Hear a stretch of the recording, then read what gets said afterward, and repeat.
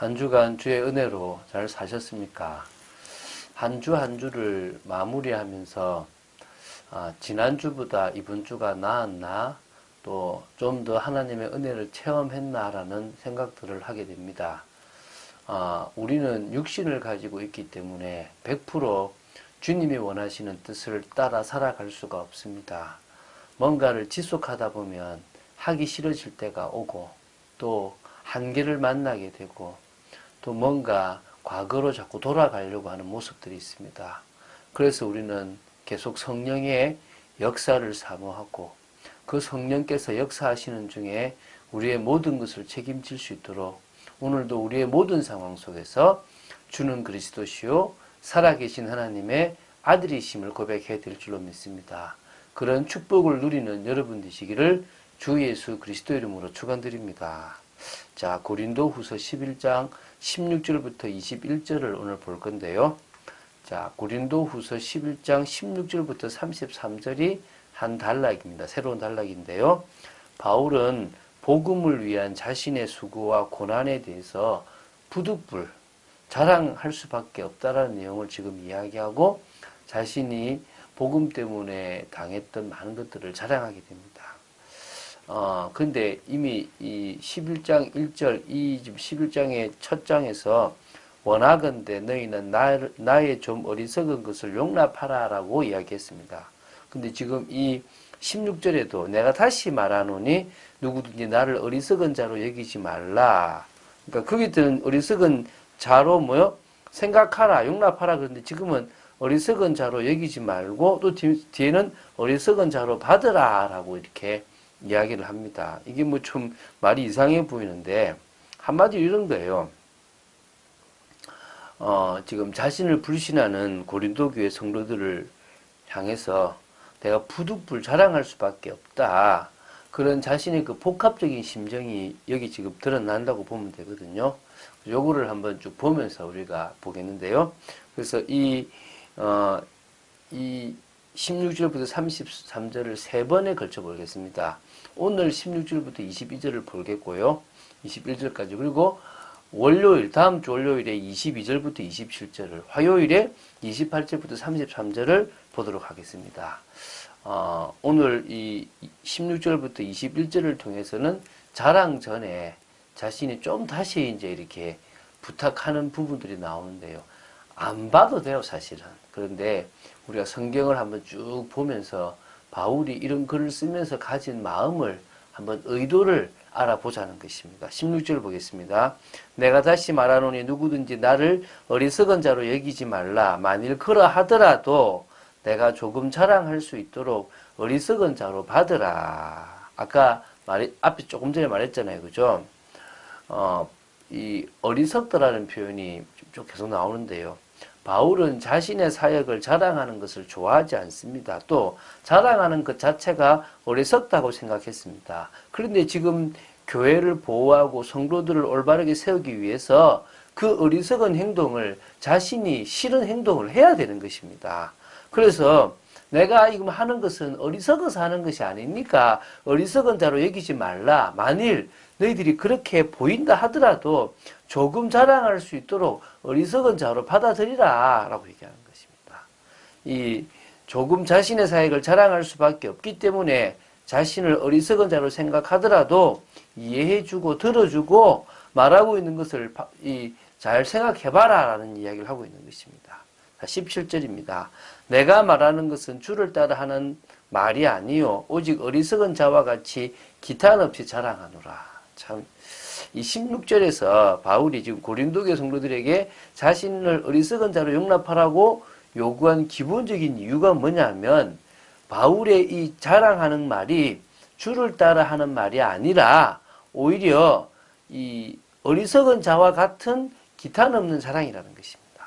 그러니까 자신의 자랑이 주님의 모범을 따른 것이라면 사실은 얼마든지 하잖아요. 그런데 세상의 가치와 자기 중심적인 표준에 근거한 그런 거짓 사역자들과 같은 수준으로 지금 자신이 자랑할 수밖에 없다는 사실을 지금 알아달라는 것입니다.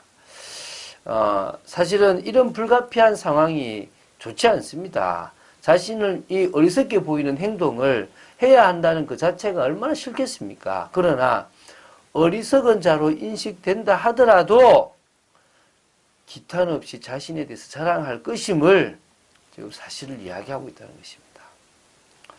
자, 18절입니다. 여러 사람이 육신을 따라 자랑하니 나도 자랑하겠노라. 사실 이 고린도 교회에 침투한 여러 사람이, 이것은 뭡니까? 바로 거짓 사역자, 그리 사도라 부르는 그들이 육체에 따른 자랑을 서슴없이 떠벌리고 있었던 상황입니다. 그러다 보니까 바울도 불가피하게 자신의 육신을 따른 자랑을 해야만 교회를 지킬 수가 있는 상황이기 때문에 어쩔 수 없이 하게 되는 겁니다. 22절, 23절에 우리가 이것을 보면 이 어떤 사람은 자신들이 정통 히브리 출신이며 그리스도의 일꾼이라는 사실을 고린도교회 성도들에게 이렇게 거만하게 자랑했을 것 같습니다. 이들이 교회 침투에 바울과 성도 간의 사이를 이간질했고요. 이 복음의 진리를 왜곡시켰다는 것입니다. 이것 때문에 고린도 교회의 상황이 지금 위급해졌고요. 심각해졌다는 사실을 바울이 직감하고 스스로 결코 자화자찬한 사람이 아님에도 불구하고 교회 유익을 위해서 그리고 교회에 침투한 거짓 사도들의 공격을 제지하기 위해서 자신의 어리석음을 드러내면서까지 자신의 사역을 자랑하여 저들의 자랑이 헛것이라는 것, 저들의 지금 말하는 것이 지금 아무 의미 없다는 것을 지금 드러내려고 하고 있는 것입니다. 너희는 지혜로운 자로서 어리석은 자들을 기쁘게 용납하는구나. 참 중요한 표현입니다. 이 지혜로운 자라는 표현이 어떤 표현인지 궁금하겠지만 저는 개인적으로 이렇게 묵상하면서 이런 답이 나더라고요. 복음을 아는 자들 아니냐 너희들이. 진리를 깨달은 자들 아니냐. 그게 최고 지혜다 이거죠. 성령의 역사를 체험한 자 아니냐. 최고 지혜라는 거죠. 그런데 그런 최고의 지식 지혜인 그리스도를 아는 너희들이 세상의 어리석은 자들의 그 이론을 너무나 쉽게 받아들이고 용납해버리고 있다. 그들이 말하고 그들이 주장하는 세상의 자랑을 받아들여버리는 거죠. 교회도 그럴 수 있다는 겁니다. 교회 믿음 좋다가 어느 사람이 왔는데요. 뭐 국회의원이다. 뭐 박사다. 교수다. 그러면요. 정말 이름 없이 빚도 없이 헌신한 사람이 인정받는 게 아니라 교수님이지. 그럼 뭐 좀 해주십시오. 이렇게 돼버리는 거예요. 너무나 쉽게 세상적인 것을 받아들여 버리는 거예요. 그 사람의 자리, 그 사람의 실력, 그 사람의 뭔가를 그냥 대단하니까 저 사람 믿음 좋겠지라고 받아들여 버리는 겁니다. 이게 지금 바울이 지금 고린도 교회 성도들을 꾸짖고 있는 거예요.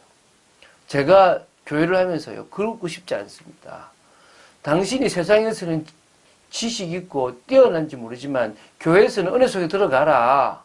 그리고 그것을 내려놓을 수 있으면 좋겠다라고 얘기하고 싶어요. 쉽지 않겠지만. 그래서요. 교회에서는 열심히 하는 사람이 중요한 게 아니라 복음 속에서 은혜 받고 말씀 속에 인도받는 사람이 중요한 그런 교회를 만들어야 안 되겠습니까? 그 다음 절도 참 의미 있습니다. 누가 너희를 종으로 삼거나 잡아먹거나 빼앗거나 스스로 높이거나 뺨을 칠지라도 너희가 용납하는도다. 참, 이 거짓 사역들이 들어와서요. 율법이나 또 이 유대교의 아주 이스라엘이 어떤 뭔가 대단한 걸 가지고요. 성도들을 올가면서 너희들은 내 말 들어야 된다고 종으로 삼아버리고요. 아예 그들을 잡아먹을 만큼 뭐합니까? 그들을 영적으로 지배해버리고요. 그들의 이 육신적인 것을 빼앗고요. 또 스스로 자기를 높이면서요. 뺨을 칠 정도로 그들을 함부로 대하고요. 어떻게 합니까? 막 자신이 가지고 있는 걸로 가지고 막 권위와 이 뭔가 말로 핍박해버리고 막 이 정죄해버리는 그런 속에 있는데도 그게 맞는 줄 알고 용납하는 거예요. 진리이신 그리스도를 아는 지혜로운 자인데도 불구하고 용납해버리고 틀린 길을 가버리니까 너무 답답한 겁니다. 그래서 이제 어쩔 수 없이 이제 12절에 나는 우리가 약한 것 같이 내가 욕되게 말하노라. 그러나 누가 무슨 일에 담대하면 어리석은 말이나마 나도 담대하리라. 거짓 사역자들이요. 자기들이 가진 인간적인 자랑거리를 당돌이 떠벌린다면 비록 인간적인 자랑을 하는 것이 바울에게는 어리석인 일이기는 하지만 그 자신 역시 부끄러움을 무릅쓰고 당돌이 그것을 해보겠다는 것입니다. 어리석은 고린도 교회 성도들에게는 바울의 어리석음이 치료책이 될 수 있기 때문에 바울은요, 그런 어리석은 인간적인 자랑을 다음 절부터요, 하겠다는 것입니다. 우리 다음 주에 이제 이 다음 절부터 있는 바울의 자랑을 볼 것입니다. 바울이 복음 때문에 얼마나 큰 고난 당했는지 봐야 될 것입니다. 자, 우리가 사역을 하고 자랑하는 것은 어리석은 것입니다. 굳이 자랑할 필요가 없습니다. 주께서 다 아시기 때문에 안 드러내도 돼요. 그러나 그 사람을 일깨우기 위해서 입으로 해야 된다면 해야 되겠죠. 두 번째, 바울은요, 복음을 알고 진리를 깨달은 성도들이 이 세상의 것, 고상해 보이는 지식, 또 뭔가 자리, 틀린 종교적인 것을 너무 쉽게 용납하지 말라고 얘기합니다. 여러분, 복음 위에 뭔가를 두지 마십시오. 교회에 오는 성도들 중에서 세상에 성공한 사람이 뭐 중요하겠습니까? 우리 그런 사람 보지 맙시다.